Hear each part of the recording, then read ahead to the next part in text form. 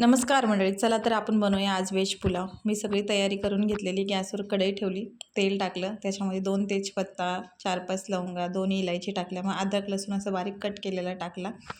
त्यानंतर मस्त असा कांदा टाकून घेतला, हलका ब्राऊन रंग येऊस्तर तळून घ्यायचा. त्याच्यामध्ये मग धने पावडर, हळद आणि लाल तिखट म्हणजे मिरची पावडर टाकायचं. थोडंसं परतून घ्यायचं. मग मका वाटाणा टाकून घ्यायचा, तर परतून घ्यायचं. बटाटा आणि हे फ्लावर ते पण आणि गाजर पण टाकले मी.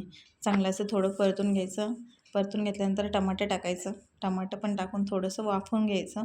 वाफवून घेतल्यानंतर थोडंसं मीठ टाकायचं चवीनुसार आणि बारीक कट केलेला मी पुदिना पण टाकलेला आहे याच्यामध्ये.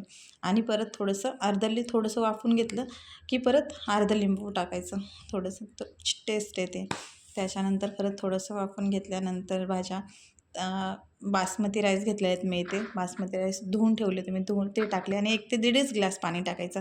त्याच्यानंतर मग पाणी टाकल्यानंतर झाकून ठेवायचं स्लो गॅसवरती. होऊन जातं ते 20-25 मिनटामध्ये आणि झाल्यानंतर मस्त असं साजूक तूप टाकायचं आणि झाले आपला व्हेज पुलाव.